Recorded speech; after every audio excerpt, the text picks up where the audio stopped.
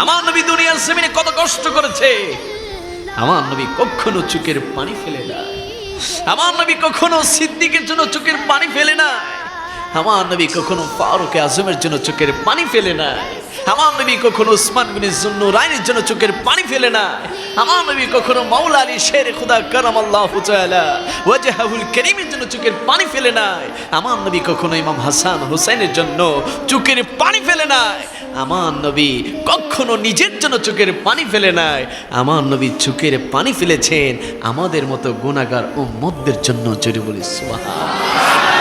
ইয়া রাসূলুল্লাহ, আপনার চোখের পানি সিদ্দিকের জন্য পড়লো না, ফারুকের জন্য পড়লো না, উসমানের জন্য পড়লো না, আলীর জন্য পড়লো না। আপনার চোখের পানি ফাতেমা হাসান হুসেনের জন্য কখনো পড়লো না। আমাদের জন্য কেন আপনি চোখের পানি ফেলেছে? আমার নেই বলে উম্মত, আমি তো আমার চাইতে তোদেরকে বেশি ভালোবাসি। সুবহানাল্লাহ। যে নবী আমাদেরকে নবী এত ভালোবাসে, এত মহাব্বত করে, ওই নবীর প্রেম ভালোবাসা নিয়ে আমরা আহলে বায়াতকে ভালোবাসতে চাই কি চাই না? আওয়াজে বলি চাই কি চাই না?